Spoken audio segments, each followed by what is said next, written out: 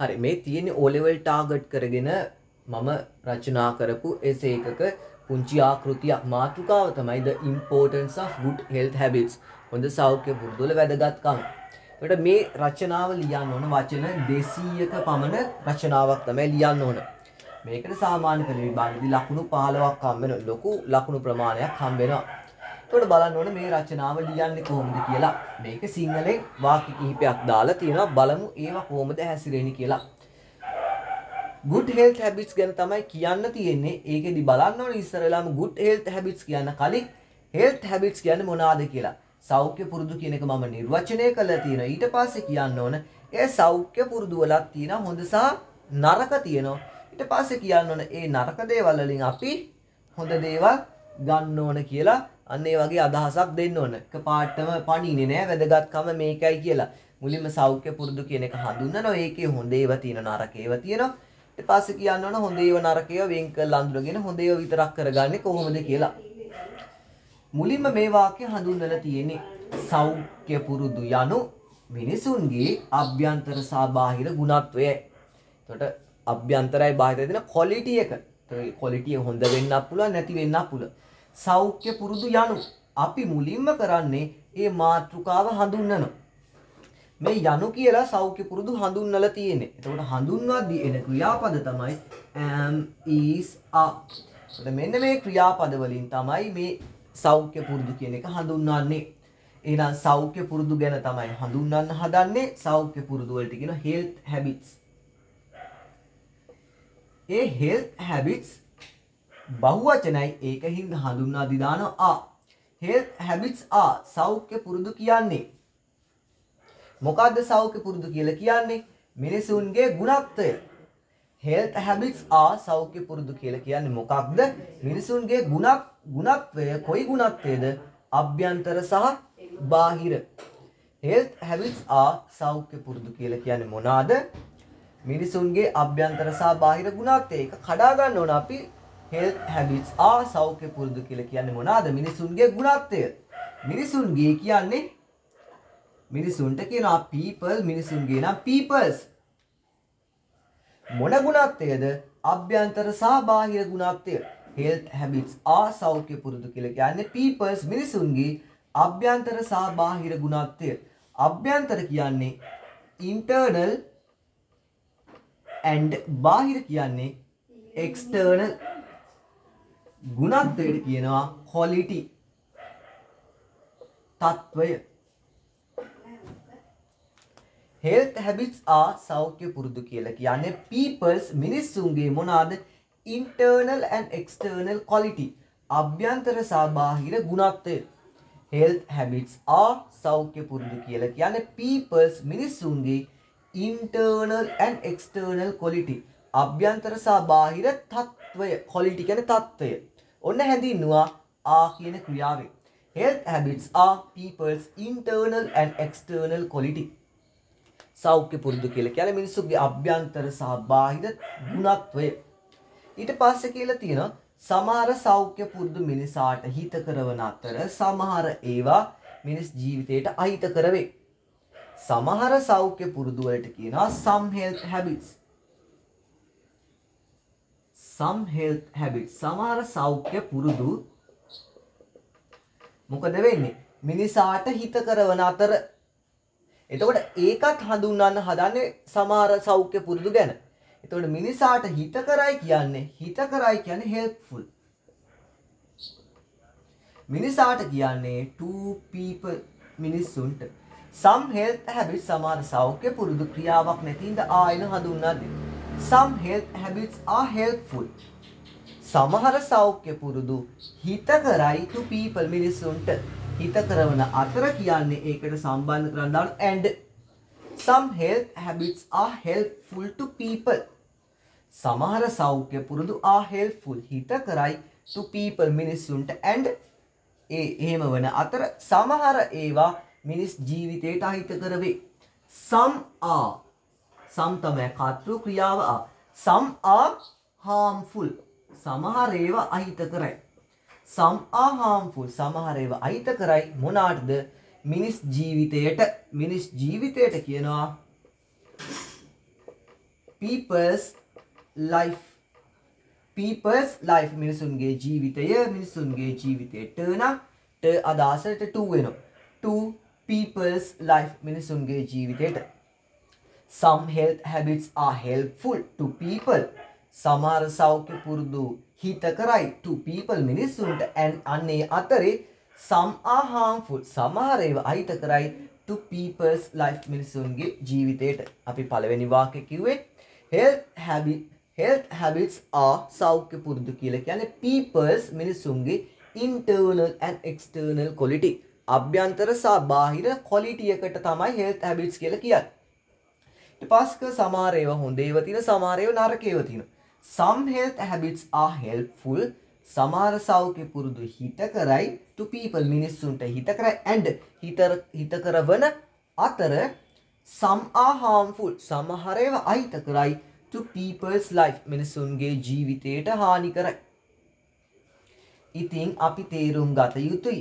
ඉතින් කියන්නේ so අපි තේරුම් ගත යුතුයි. we should understand. should කියන්නේ යුතුයි. understand කියන්නේ තේරුම් ගන්නවා.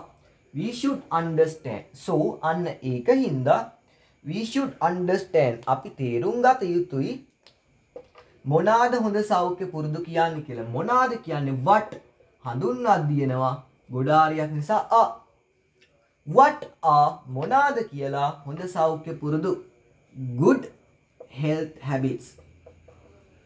good health habits. what are good health habits මොනවාද හොඳ සෞඛ්‍ය පුරුදු කියලා. so ඉතින් we should understand අපි තේරුම් ගත යුතුයි what are මොනවාද කියලා good health habits හොඳ සෞඛ්‍ය පුරුදු කියලා කියන්නේ හඳුන්වා දිනවා. what are good health habits මොනවාද හොඳ සෞඛ්‍ය පුරුදු කියන්නේ and මොනවාද නරක සෞඛ්‍ය පුරුදු කියන්නේ. what are මොනවාද නරක සෞඛ්‍ය පුරුදු bad health habits. so ඉතින් we should understand අපි තේරුම් ගත යුතුයි what are good health habits මොනවාද හොඳ සෞඛ්‍ය පුරුදු කියන්නේ and what are bad health habits මොනවාද නරක සෞඛ්‍ය පුරුදු කියලා කියන්නේ. ඔන්න දැන් අපි රචනාව ඉංග්‍රීසියෙන් ලියන විදිහට ඔන්න තියෙන්නේ.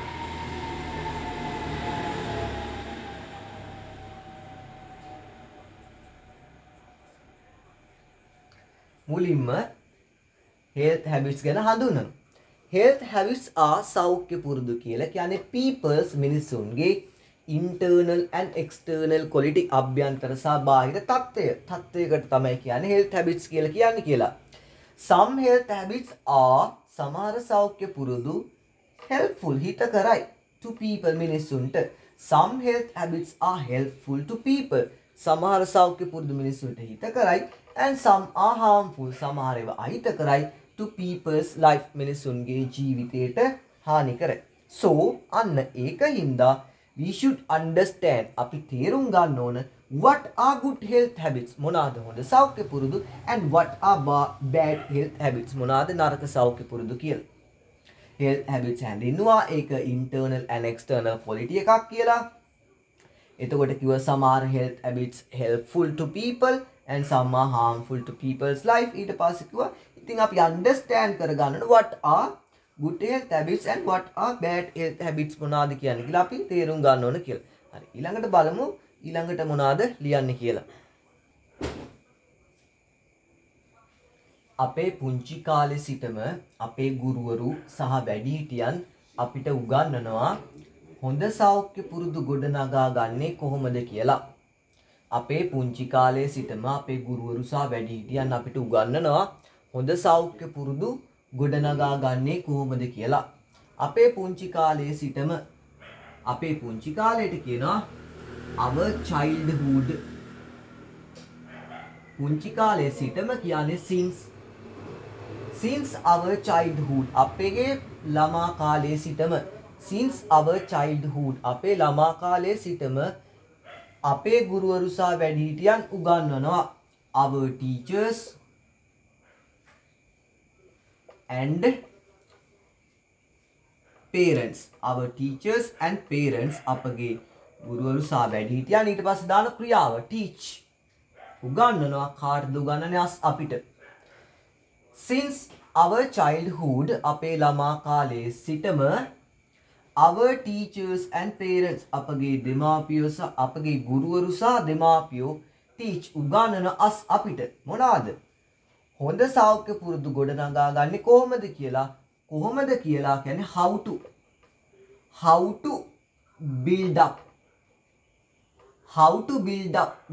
ගොඩනගා ගන්නවා how to build up ගොඩනගා ගන්නේ කොහොමද කියලා හොඳ සෞඛ්‍ය පුරුදු good health habits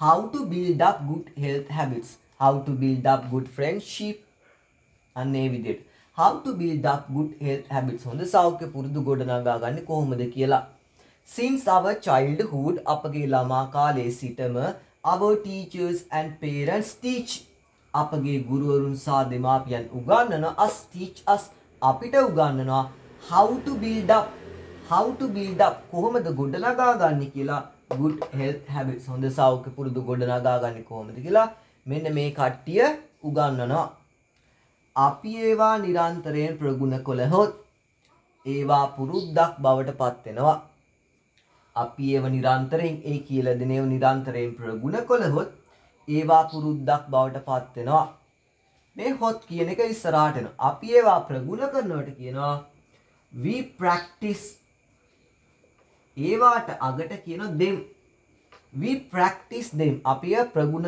ප්‍රගුණ කළහොත් කියන්නේ එහෙම කරනවා නම් if we practice them අපි ඒවා ප්‍රගුණ කරනවා if we practice them අපි ඒවා ප්‍රගුණ කළහොත් if we practice them අපි ඒවා ප්‍රගුණ කරනවා නම් ඒවා පුරුද්දක් බවට පත් වෙනවා ඒවා පුරුද්දක් නෙමෙයි ඒවා පුරුදු බවට පත් වෙනවා ඒවාට කියනවා they ක්‍රියාව තමයි පත් වෙනවට කියනවා become they become ඒවා පත් වෙනවා පුරුදු බවට they become as habits පුරුදු බවට ඒවා පුරුදු බවට පත් වෙනවා as habits they become as habits නැත්නම් they become to habits පුරුදු බවට පත් වෙන as දාන්න අපල to දාන්න අපල if we practice them අපි ඒවා ප්‍රගුණ කරනවා නම් නිරන්තරයෙන් if we practice them නිරන්තරයෙන් කියන්නේ continuously if we practice them continuously අපි ඒවා නිරන්තරයෙන් ප්‍රගුණ කළහොත් they become as habits ඒවා පුරුදු බවට පත් වෙනවා they become to habits පුරුදු බවට පත් වෙනවා ලස්සනයි as they become as habits පුරුදු බවට පත් වෙනවා ඔන්න දැන් කියන්න ඕන හොඳ සෞඛ්‍ය පුරුදු මොනවාද නරක සෞඛ්‍ය පුරුදු මොනවාද ඊට පස්සේ හොඳ ඒවා පිළිපැද්දොතින් ඒකේ තියෙන වැදගත්කම මොනවාද කියලා දැන් තමයි අපි මාතෘකාවේ මැදට එන්ටර් වෙන්නේ හරි ඒ ටික බලමු හරි ඊට කලින් බලමු මේකේ සිංහල වාක්‍ය ටික නැතුව අපි තේරුම් ගන්න.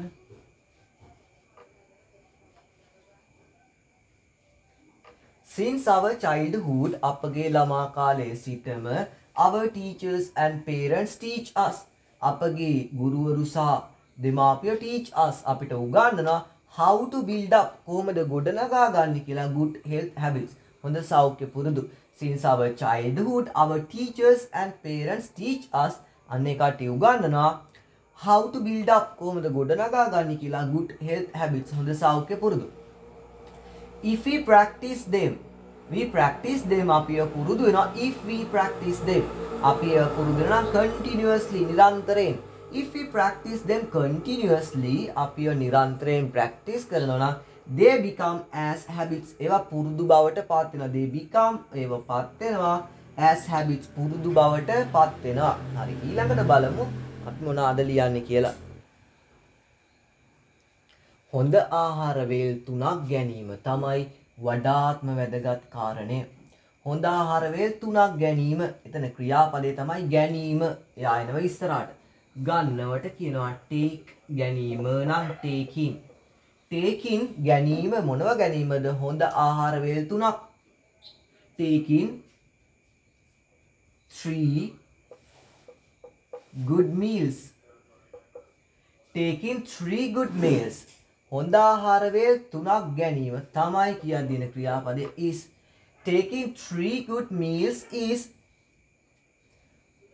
හොඳ ආහාර වේල් 3ක් ගැනීම තමයි වඩාත්ම වැදගත් කාරණය. වඩාත්ම වැදගත් කියන්නේ the most important කාරණයට කියන factor. Taking 3 good meals හොඳ ආහාර වේල් 3ක් ගැනීම. taking ගැනීම 3 good meals හොඳ ආහාර වේල් 3ක්. taking 3 good meals හොඳ ආහාර වේල් 3ක් ගැනීම is the most important factor.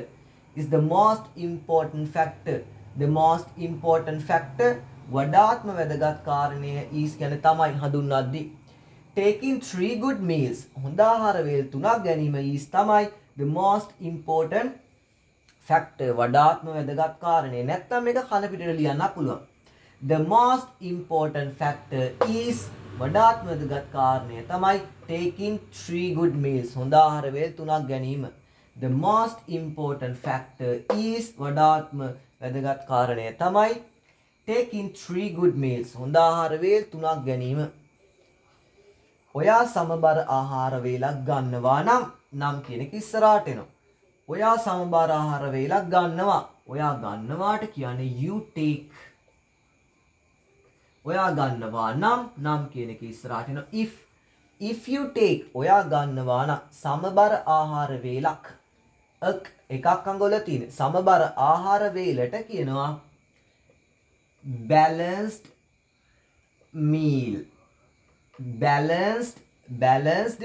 සමබර ආහාර වේලක් නම් if you take a balanced meal ඔයා සමබර ආහාර වේලක් ගන්නවා නම් ඔයා ලේසියෙන් ලෙඩ වෙන්නේ නැහැ.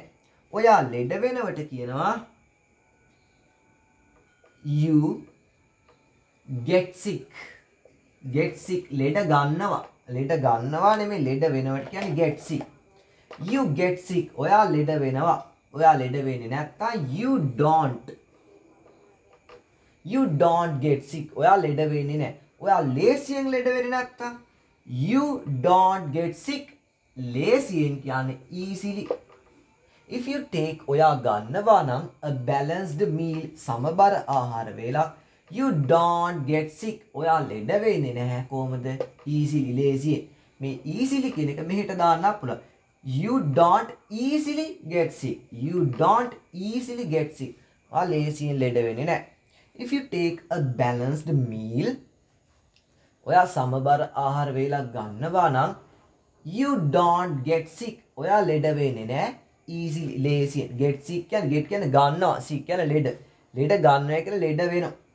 you don't get sick easily. if you take a balanced meal ඔයා සමබර ආහාර වේලක් ගන්නවා නම් you don't get sick ඔයා ලෙඩ වෙන්නේ නැහැ easily ලේසියෙන්. ඔබ උදෑසන ආහාරය මග නොහැරිය යුතුයි. එය ඔබේ දවසේ ආරම්භයයි. ආරම්භයක් ශක්තිමත් විය යුතුයි. ඒක ලස්සන කරන්න තමයි දාලා තියෙන්නේ. ඔබ උදෑසන ආහාරය මග නොහැරිය යුතුයි. එතකොට මම should එක කොටසක් ගන්න මේ යුතුයි කියලා දැම්මේ. ඔබ උදෑසන ආහාරය මග නොහැරිය යුතුයි. කර්තෘ තමයි you. මග නොහැරිය යුතුයි ක්‍රියාව. මග හරිනවට කියනවා miss. නැත්තම් skip. ලස්සනයි skip. නැත්නම් miss. විදාම miss. ඔයා මග නොහැරිය යුතුයි කියන්නේ should. ඒකේ නෑ කියන්නේ should not. You should not miss. ඔයා මග නොහැරිය යුතුයි උදෑසන ආහාරය breakfast. You should not miss නැත්නම් skip. You should not skip breakfast. උදෑසන ආහාරය මග නොහැරිය යුතුයි කියලා full stop එකක් තියෙනවා. එය ඔබේ දවසේ ආරම්භයයි. It is හඳුන්වන්න හදන්න. It is the start. නැත්නම් it is the beginning ආරම්භය. It is the start. ඒක ආරම්භය මොකද්ද? ඔබේ දවසේ. Your day ඔබගේ දවස. ඔබගේ දවසේ නම් අයිතියක් අංගන of your day. It is the start of your day. It is the start. ඒක ආරම්භය of your day. ඔයාගේ දවසේ අයිතියක් කරවන්න of your day. ඔයාගේ දවස of your day. ඔයාගේ දවසේ. You should not skip breakfast. Breakfast මග නොහැරිය යුතුයි. It is the start. නැත්නම් it is the beginning. It is the start of your day. ඒක තමයි ඔබේ දවසේ ආරම්භය. ආරම්භයක් ශක්තිමත් විය යුතුයි. ආරම්භයට කියනවා start. ආරම්භයක් නම් a start. A start ආරම්භයක් ශක්තිමත් විය යුතුයි. ශක්තිමත් කියන්නේ strong. විය යුතුයි කියන්නේ should be. Should be විය යුතුයි. A start should be strong. ආරම්භයක් ශක්තිමත් විය යුතුයි. You should not skip breakfast. Breakfast එක skip කරන එක හොඳ නැහැ. It is the start of your day. ඒක ඔබේ දවසේ start එක. A start should be strong. A start should be strong. ආරම්භයක් ශක්තිමත් විය යුතුයි. දැන් අපි බලමු සිංහල ටික නැතුව තේරෙනවද කියලා.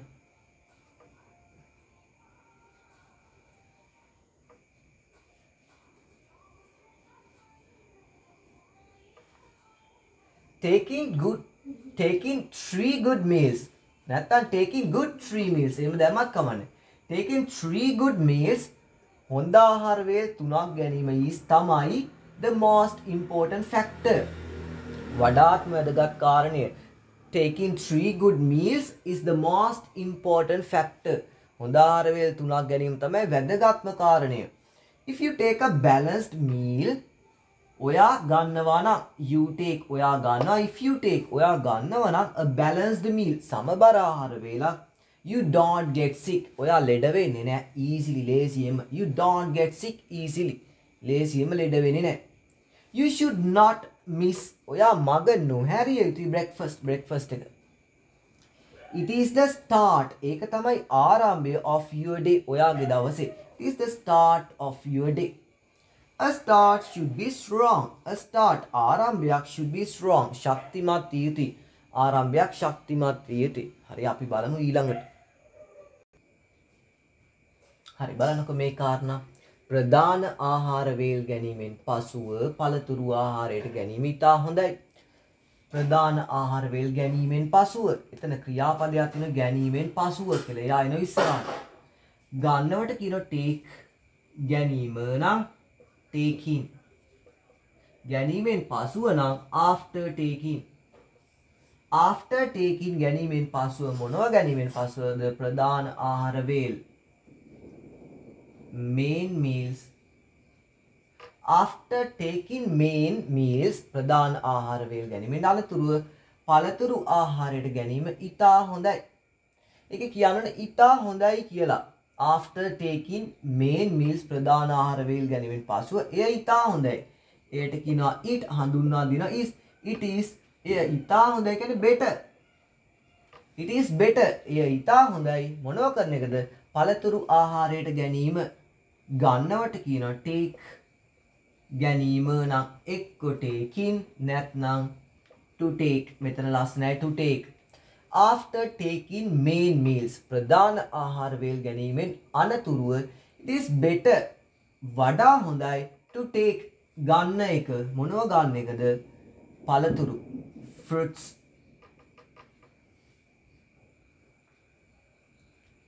It is better to take fruits ආහාරයට for food. ඕනෙත් නැහැ. for food දාන්න ඕනෙත් නැහැ. It is better to take fruits for food ආහාරයට නැත්නම් for eating කෑමට. for eating කෑම සඳහා කෑමට එහෙම දාන්න පුළුවන්. ට අදහසට මෙතන ඇවිල්ලා තියෙන්නේ for. After taking main meals ප්‍රධාන ආහාර වේල් ගැනීමෙන් අනතුරුව it is better හරි හොඳයි. එය වඩා හොඳයි. To take fruits පළතුරු ගන්නව නම් පළතුරු ගන්න එක for eating කෑමට පළතුරු ගන්න නම් වැඩිය හොඳයි. After taking main meals ප්‍රධාන ආහාර වේල් ගැනීමෙන් අනතුරුව it is better එය ඉතා හොඳයි to take ගන්නව නම් ගන්න එක fruits පළතුරු ගන්න එක for eating කෑම සඳහා. for eating නැති වුණත් කමන්නේ. taking fruits. After taking main meals ප්‍රධාන ආහාර වේල් ගැනීමෙන් අනතුරුව it is better to take fruits පළතුරු ගන්න එක හොඳයි. දෛනික නාන එක ඉතා හොඳයි. ඉතා හොඳයි කියන එක ඉස්සරහට එනවා. It is better. ඒ ඉතා හොඳයි මොනව කරන එකද? දෛනිකව නාන එක. ක්‍රියාපද කොටස නාන එක යයින ඉස්සරහට to bathe. To bathe නාන එක දෛනිකව කියනවා daily. It is better to bathe daily. නැත්නම් ලස්සනයි නානවට කියනවා take a bath. Take a bath. නානවා. Take a bath. නෑමක් ගන්නවා. It is better to take a bath daily. දාන්න අපල මේක ලස්සනයි. It is better to take a bath daily. දෛනිකව නාන එක තවත් හොඳයි. ඕනම කෙනෙකුට හොඳ විනෝදාංශයක් තිබිය යුතුයි එයාලගේ විවේක වේලාව ගත කරන්න. ඕනම කෙනෙකුට හොඳ විනෝදාංශයක් තිබිය යුතුයි එයාලගේ විවේක වේලාව ගත කරන්න. එහෙම ගත කරොත් හොඳ සෞඛ්‍ය පුරුද්දක් වෙනවා. එතකොට මනස රිලැක්ස් වෙනවා. ඕනම කෙනෙකුට තිබිය යුතුයි. anybody තිබිය යුතුයි කියන්නේ should have. anybody should have. ඕනම කෙනෙකුට තිබිය යුතුයි. anybody should have. ඕනම කෙනෙකුට තිබිය යුතුයි විනෝදාංශයක්. a hobby.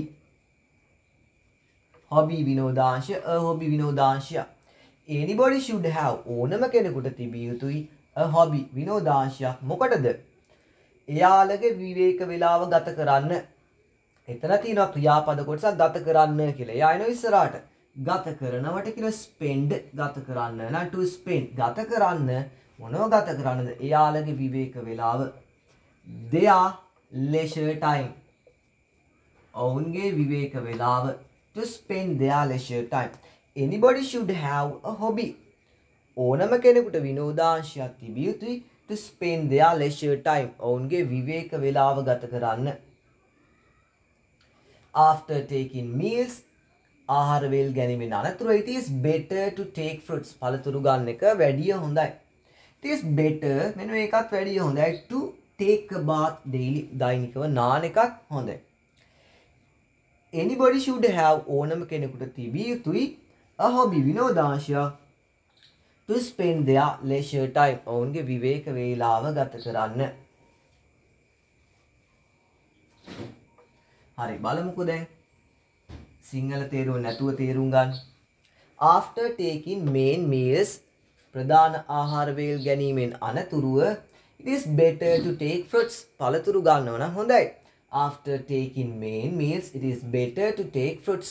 පළතුරු ගන්නව නම් හොඳයි.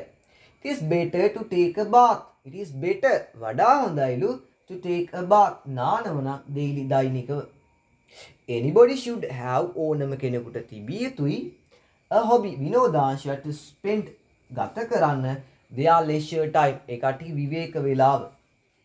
විවේක වේලාව ගත කරන්නත් hobby එකක් තිබිය යුතුයි. හරි මෙන්න මේ විදියට ප්‍රැක්ටිස් කරලා බලන්න. තව ටිකක් ලියලා තනියම එතකොට ඉම්ප්‍රූව් කරගන්න පුළුවන්. මේක පොඩි උදව්වක් විතරයි. හරි එහෙනම් ඊළඟ එසේ එකෙන් හම්බෙමු.